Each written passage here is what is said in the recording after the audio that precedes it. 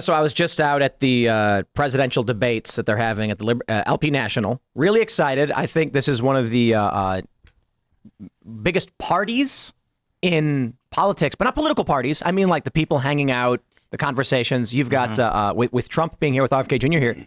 It's a big conversation. Now, out there in that, while they're having this debate, so for those that may have watched, this is, several days before, I think it was Josh Smith called for the arrest of everyone. He said the head of Moderna, the head of Pfizer, Fauci, and then he said Trump and Biden. Whoa. And everyone... That's going to get some eyeballs. That's going to get some eyeballs. So, I don't know. I'm not a big fan of the arrest Trump thing. Clearly. I mean, the Democrats are already doing it, right? Exactly. So we might as well arrest everyone now. But, in that vein, the one thing that I really want to see is I want to see arrests. I want to see corrupt individuals who lied under oath. The Russiagate hoax, the Burisma hoax. I mean, what's the probability we get some legitimate accountability? So I think what you want to see is that accountability, right? And the best form of accountability comes in the form of an arrest, especially when the people that are supposed to be watching over the law are the ones breaking it. And it's been a cycle we've seen happen since Russiagate, since Jan 6, since the 51 Intel letter, since Hunter Biden's laptop, and the list goes on. And people keep getting frustrated, and rightfully so, when the government gangsters like James Comey and Merrick Garland and those guys get to break the law and issue unlawful violations of federal statute to go after political opponents. So I think, and President Trump has been, only Trump speaks for Trump, but in my opinion, I think President Trump has been very vocal on his positions on being the largest victim of that deep state prosecution. I mean, to your point, 91 counts on indictments and counting, maybe. We don't know what's next. Yeah. And they're failing, and he's exposing the two-tier system of justice. So what you need is an FBI, DAG, and AG to start that process. If those three guys aren't in lockstep, you're not going to have accountability. So, Trump's gagged. When I'm not. You're not. I was there Monday. Right. So, so this is our opportunity before we get into the deeper conversation with the man himself. Cohen stole $30,000. It's unbelievable. Then they reimbursed taxes on top, so it's 60. But so in this New York trial, they say that he got a total of, I think it was like $420,000 paid. Yeah. Under the assumption this was legitimate payment for the work that he was doing. But the defense's argument is that Donald Trump did not know Michael Cohen was paying Stormy Daniels. Cohen took out a home equity loan to pay it himself, told Costello that was the case, then asked for a reimbursement for legal expenses, to which the Trump organization, it was, who was it? Was it Alan? Weisselberg. Weisselberg. What's his name? Weisselberg. Weisselberg. I thought that I didn't want to get it wrong. So he's like, okay, I'll pay you and I'll cover the taxes for you. That means that Cohen stole probably $250,000. Oh, at least. Listen, let's rewind the tape a little bit and remind the world what Hillary did. Not to go back to Russiagate, but everything seems to, right? Hillary Clinton took publicly raised funds, $10 million, hid it as a legal expense, gave it to a law firm and said, go out and hire Fusion GPS and create the Steele dossier, which is actually illegal to use campaign finance dollars. That's not only a felony, it's a civil fraud violation.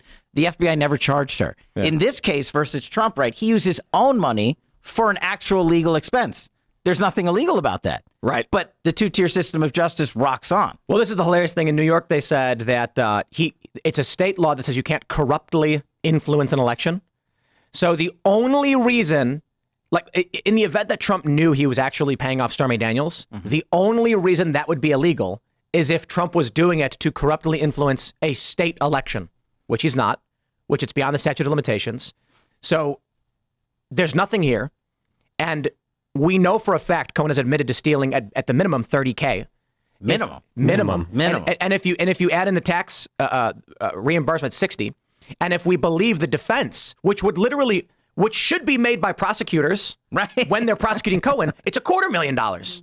And it's money laundering. So look, I was a public defender and national security prosecutor. I tried 60 jury trials to verdict. When I was watching Michael Cohen last week implode the prosecution's case on the witness stand, I was just completely beside me. He was an awful witness. He was so He bad. literally, as you said, for the first time that I've heard, admitted to 6 more felonies that the DOJ, the District Attorney's Office, and the Southern District of New York all knew about for 4 years, and none of them prosecuted him for any of it. I got a question for you.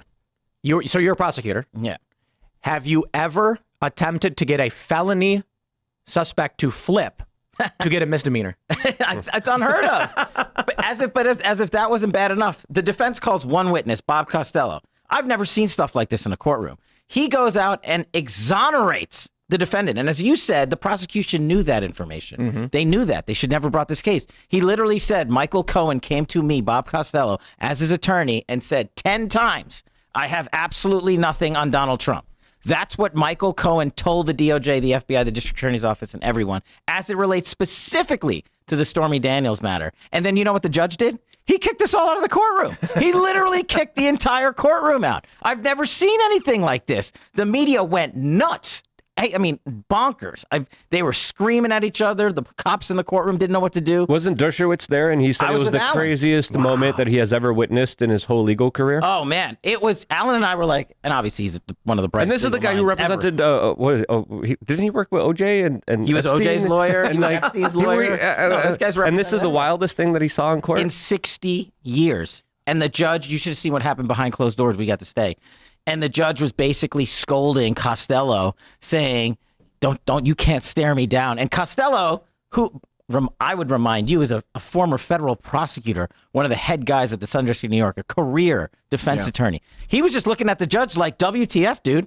Like, what are you saying? Right? Because if the judge is like, you're staring me down, and he's like, no, I'm not. He's like, you're arguing with me. It was hilarious. Like, normally you object, and then there's a basis for the objection, and then the judge like ponders it. In this case, the prosecutors just stopped objecting. The judge just said, sustained. I've never seen it. I was like, wow. Where's the object? Like, you couldn't get an answer out, which is why Bob Costello was like, do you want me to answer this? Or do you want them to prosecute me for lying under oath because you, the judge, won't let me answer the question? Yep. And that's what he wanted. I think what they do want is they want to send a message to any witnesses that they'll just claim it was a lie under oath. They will go after you for perjury no matter what. I mean, you look at Peter Navarro, you look at, they will get you to testify, and this is why I think it's imperative that Bannon resist this stuff. His trial's next because in front of this judge. This is what we saw with Flynn. They basically play this game where they'll ask you a question that if you misremember, it's a lie instead of I don't know, like it could be something as innocuous as they need it to be. What did you have for breakfast? What did I have? Did I have scrambled eggs?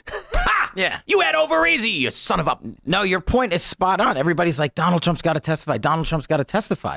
And in a normal constitutional courtroom where he has that right to do so and not be in fear of being baselessly prosecuted, the reason, and I'm not speaking for him, but I would opine legally, is that I wouldn't put Donald Trump on the witness stand because they'll ask him one question about something he did in his past, and they'll say, you lied, we're prosecuting you for that. You lied, we're prosecuting you for that. You know what they're going to do? And this is why Trump shouldn't testify, and why he didn't. They're going to say something like, the prosecution's going to have him on the stand and say, Mr. Trump, when you illegally paid Michael Cohen to cover up your crime, did you do it on Monday or Tuesday? Right. And he's going to go, I didn't. The judge is going to say, answer the question, Mr. Trump, Monday or Tuesday. And Trump's going to say, but I didn't do this. It's Monday or Tuesday, answer the question. And you bring up another point. Not only would the district attorney's office charge him with every felony for lying under oath, that judge specifically has contempt of court powers. Yeah. So the judge, you saw what he did to Costello, the world did, right? I mean, he literally did something nobody, including Alan Dershowitz, has ever seen. What do you think he's going to do to Trump? I mean, he's already threatened him with jail time, right? He's going to literally be like, I'm holding you in contempt, $1 million. I'm holding you in contempt. You're going to jail for a week. And I want to just show this story briefly, just to make sure everybody... I was like 7 feet away from that. Anybody who might not understand, I mean, this is Politico. Are you staring me down right now? Key Trump defense witness draws judge's wrath. This is unprecedented in absurdity and insanity that we're seeing in this court case. And it's worrying to me that it's mainly an issue for politicos. People who are paying attention to politics, who are watching the news, but for your everyday average American, they don't know what this stuff is. Yeah. And so you see people on the street get asked the question and they'll be like, yeah, I don't know, maybe Trump did it. And it's like, if you were actually watching this on a day-to-day, it's like they were reporting in numerous publications the TV drama moment when Michael Cohen was caught lying about the phone call.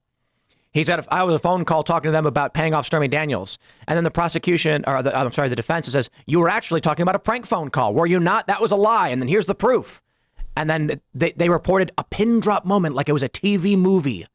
That's how insane this court case is. Well, that's why I thought it was good that Trump didn't take the stand, right? They've already been on trial for 5 weeks. The jury is reportedly exhausted. There's no reason to put him in a position where they can just ask him about all kinds of things, try and trap him into other crimes. But also, like, this is dumb. We all know it. Let's just get this over with. I think that was one of the best moves that the defense made, because the prosecution would have dragged out Cross for another 6 weeks. We've been hearing about this forever. And that's what they wanted, because the judge in this case and the prosecutors know that they'll never publicly admit, if they jail Donald Trump, he's going to win overnight.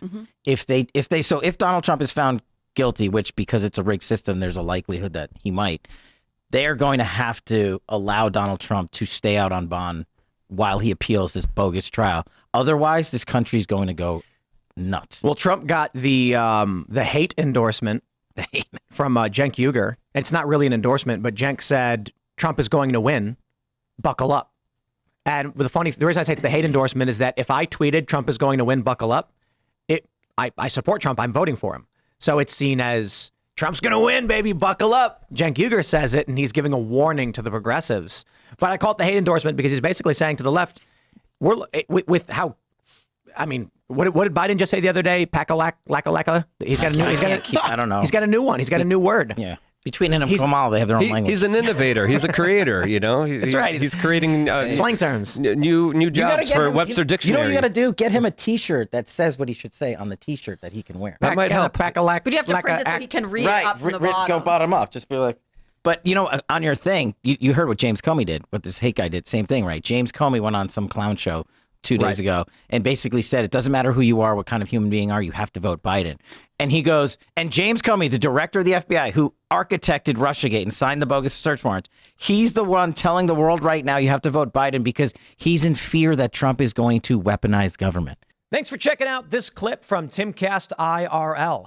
Make sure to watch the show live Monday through Friday at 8 p.m. Subscribe to this channel, and we will see you all there.